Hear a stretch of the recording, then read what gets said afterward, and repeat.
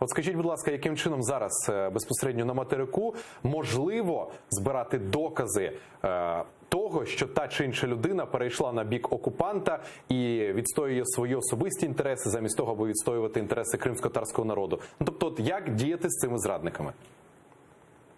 В першу чергу треба просто проаналізувати те, що є публічно відкрито. Я маю на увазі склад виборчих комісій всіх рівнів.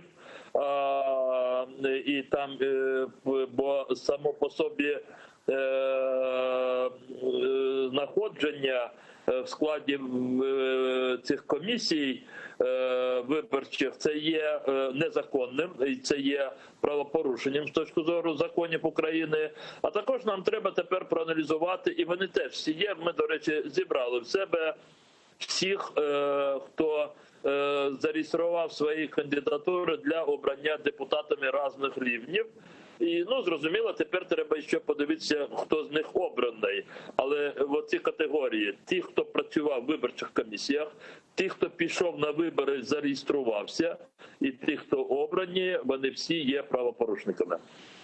Рефат Ага, скажіть, будь ласка, що робити з тими людьми, які вимушено пішли на вибори? Я акцентую увагу на слово «вимушено», тому що у деяких людей просто не було вибору. І як потім материкова Україна, коли Крим буде повернуто, як потім Україна вчинятиме? Тому що згідно закону України, то ці люди теж вважаються зрадниками. Я правильно розумію? Дивіться, тут треба просто, тут буде багато дискусій, оскільки вимушеність – це є така категорія дуже відносно. Хто може вважати, що він був вимушений, бо викликав директор школи, скажімо, вчительку і сказав, якщо ти не підеш на вибори, я тебе там, я не знаю, звільню там з роботи. А хтось буде вважати, що змушений, коли були прямі загрози, якщо такі були, якщо їх можна довести.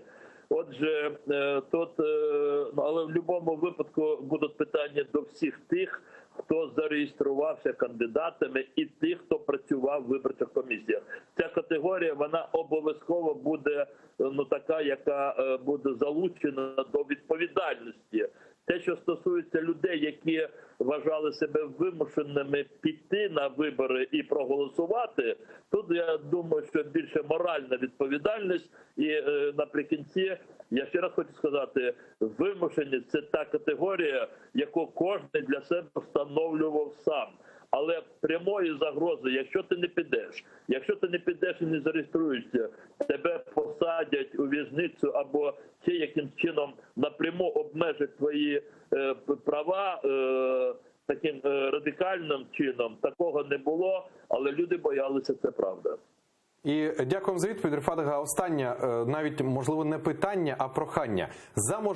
За можливості, будь ласка, надайте нам списки тих людей, тих зрадників, які все ж таки перейшли на бік окупанта, я маю на увазі людей на кшталт Ремзі Ільясова, Альберта Кангієва і так далі. Ми обов'язково хочемо про це говорити у прямому ефірі, в усіх засобах масової інформації, аби люди знали зрадників на майбутнє, аби знали ці прізвища наперед. Добре?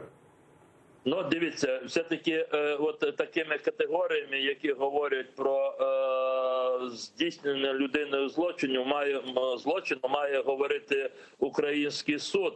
Ми можемо говорити про людей, які перейшли межу і які об'єктивно сприяли укріпленню російських окупантів. Дякуємо за це. А ми зі свого боку журналістського будемо все це висвітлювати у ефірі. Дякуємо, Рефат Ага, що знайшли хвильку. Рефат Ага Чубаров, президент Всесвітнього конгресу кримських татар, був щойно наживо зі студії телеканалу ТЕР.